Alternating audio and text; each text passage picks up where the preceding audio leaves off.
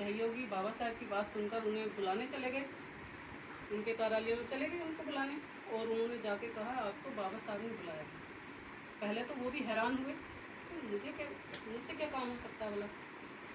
फिर भी उन्होंने सोचा बाबा साहब मिशन समाज का काम करते हैं, शायद उन्हें थोड़े बहुत पैसों की ज़रूरत होगी, तो वो पैसे के जरिए वहाँ पे आ गए।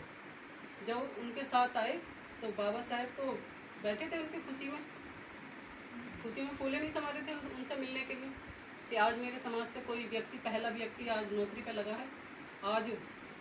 तो जैसे उन्होंने दरवाजे में देखा तो वो देख के खड़े हो गए उनके सम्मान में, और जैसे खड़े होकर उन्हें सीने से लगाया, और सीने से लगाने के बाद में चेयर पर बैठाया, उनका चाय पानी का इंतज़ाम किया।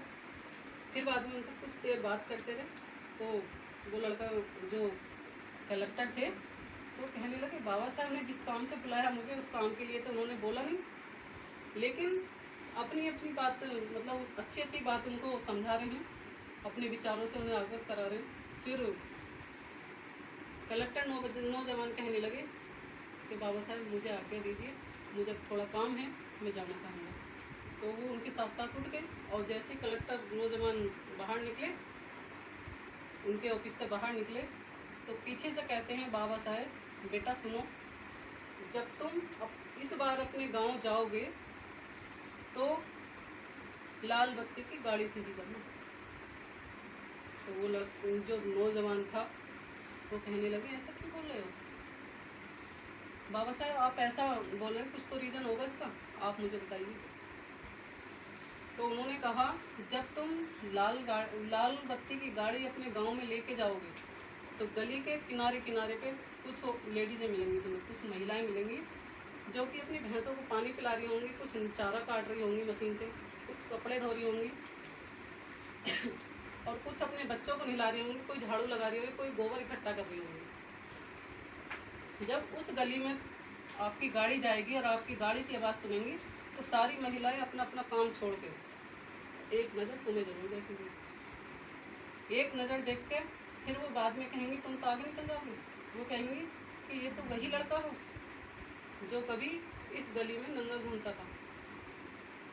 उनके जैसे ही आप बाहर वहाँ से गली से गुजरोगे तुम तो निकल जाओगे वहाँ से, लेकिन महिलाएं यही सोचेंगी मुझे कुछ भी काम करना पड़े, चाहे किसी के बर्तन धोऊं, चाहे किसी की झाड़ू लगाऊं, चाहे किसी की मजदूरी करूं, लेकिन मैं भी अपने बच्चों को पढ़ाऊंगी ऐसा ही करता, और मैं भी एक दिन इसकी तरह मैं भी अपने बच्चे को कलेक्टर ऑफिसर बनाऊंगी।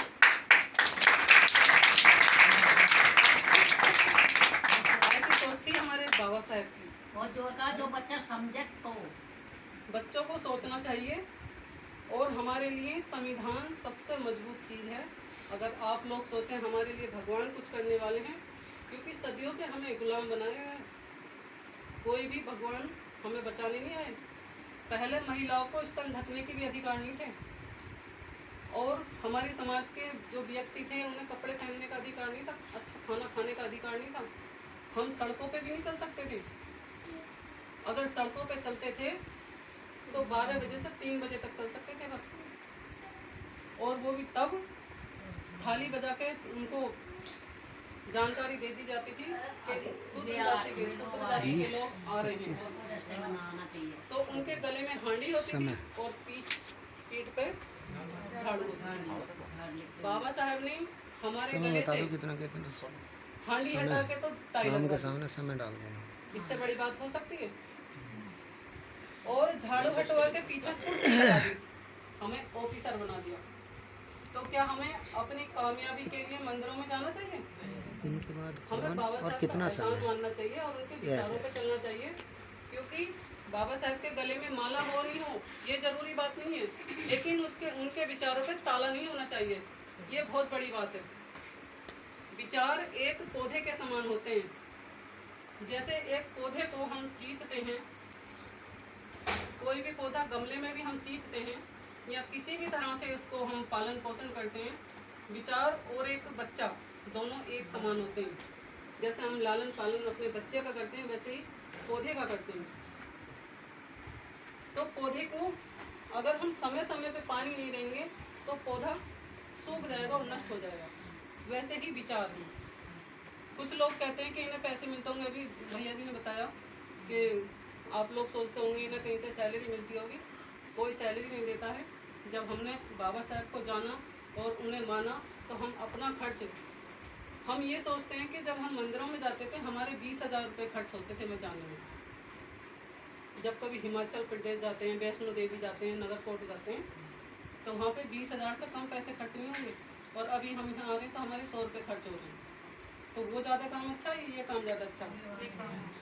क्योंकि ब्राह्मण समाज का 5 साल का बच्चा भी जानता है 500 साल का इतिहास, लेकिन बहुजन समाज का 50 साल का बच्चा भी अपने 5 साल का इतिहास नहीं जानता। तो ये हमें सोचना है और हमें देखना है कि हमें किधर जाना है और किधर नहीं जाना है। एक कहानी सुना था हम लोग के पास में? हाँ एक उसका छोटी सी। एक घर में एक पुजारी रहते थे। तो वो पुजारी अपने ही जाल में फंसे हुए थे, क्योंकि पुजारी, आप लोगों ने देखा होगा कि बरसात के महीने में कभी भी शादी नहीं हो सकती। ये हमारे लिए तो नहीं है, लेकिन उनके शास्त्रों के हिसाब से शादी नहीं होती है बरसात के महीने में। और वो अपने ही जाल में फंस गए, क्योंकि घर में उनके बच्चे छोटे छोटे और कहीं से आमदनी का कोई खर्च नहीं था उनका। तो वो बड़े परेशान, वो कहने लगे कहाँ से क्या लेके आऊँ जिससे कि मेरे बच्चों की रोजी रोटी शुरू हो जाए। क्योंकि पुजारी चालाक, जितने बुद्धि से तेज होते हैं वो वैसे भी चतुर चालाक होते हैं। तो उन्होंने सोचा बैठे बैठे कि क्यों ना कुछ शूद्रों को बेवकूफ़ बनाया जाए। तो उन्होंने क्या काम करा, एक कमरे में से सारा सामान निकाल दिया और कमरे का सामान निकाल के कमरा खाली कर दिया और उस कमरे में अंधेरा कर दिया और एक गधा लेकर आए खरीद के, उस गधे को कमरे में बांध दिया। जब कमरे में बांध दिया और बाहर जाके दरवाजे पे खड़े होके कह दिया, जैसे मैं किसी से कह दूँ आज मैंने भगवान को देखा साक्षात। और उन्होंने इसी तरह से पूरे नगर में सबको जानकारी दे दी कि मैंने साक्षात भगवान को देखा, अगर तुम्हें भी देखना है तो आप मुझसे मिल सकते हैं आके। तो महिलाएं तो बहुत तेज होती हैं, महिलाओं की बुद्धि बहुत तेज चलती है, चाहे खाना बनाने में चले ना चले, लेकिन महिलाएं खाना भूल सकती हैं, बात बोलना नहीं भूलती हैं। तो मैंने किसी और से कही, किसी ने किसी और से कही, उनके दरवाजे पर पूरा, मतलब जो वो होते हैं आदमी भी और औरतें भी, झमेला पूरा खड़ा हो गया उनके दरवाजे पे। और उसने कहा मैं दर्शन जब ही कराऊंगा, पहले आप लोग 2 लाइन बना लो, महिलाओं की अलग और पुरुषों की अलग। तो महिलाएं बाद में आएंगी, पहले पुरुष आएंगे। महिलाएं जल्दी से झांसे में नहीं आती हैं, कहीं कहीं होंगी जो महिलाएं जल्दी से झांसे में आ जाती हैं, जो बुद्धिमान और जो बाबा साहब को पढ़ने वाली जैसी महिलाएं होती हैं तो जल्दी से नहीं आती हैं।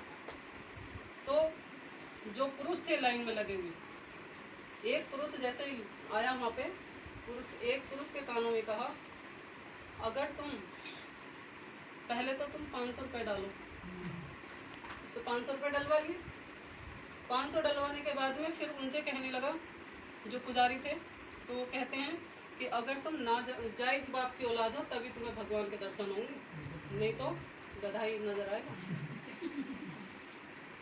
तो वो तो चला गया अंदर और वो जाता रहा। वो खुश था बहुत कि मुझे तो भगवान के दर्शन दिखाई देंगे। और जैसे कमरे में घुसा तो वहाँ गधा बंधा हुआ। और वो पुजारी को कहने के बजाय अपनी माँ को गाली देना शुरू कर दी कि मैं बच्चा, मतलब मेरी माँ बच्चा नहीं और मैं जायज बाप की औलाद नहीं हूँ, नाजायज बाप की औलाद हूँ।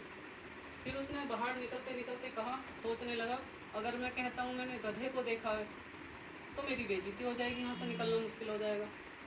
तो उसने झूठी झूठी पंडित की जय जयकार लगानी शुरू कर दी।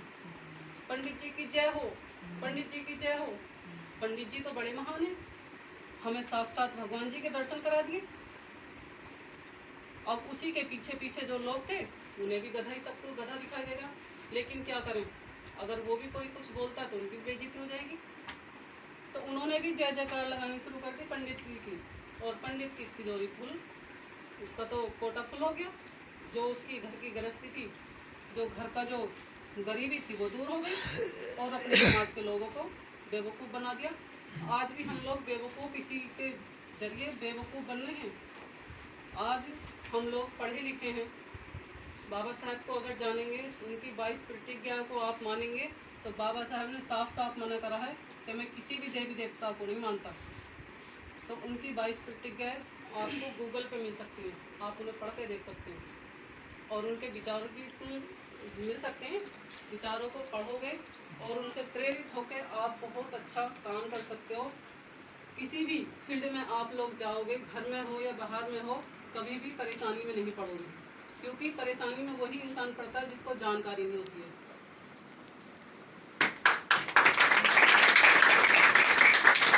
एक तड़प सी है सीने में, एक तड़प सी है सीने में, कोई अपना बना के छोड़ दे। जानवरों से भी बदतर थी जिंदगी, कोई इंसान बना के छोड़ दे। फिर से कोई जुल्म ना हो, इसलिए संविधान बना के छोड़ दे। मैं नमन करती हूँ अपने मसीहा बाबा साहेब डॉक्टर भीमराव अंबेडकर जी के चरणों में, जो हमारे हाथों में कलम थमा के छोड़ गए। सबसे बड़ी ताकत है, आप इसको पहचानोगे तो कभी आपको गिराने वाला इंसान नहीं मिलेगा। इसी के साथ में अपनी वाणी को विराम देती हूँ। नमो बुद्धाय, जय भीम।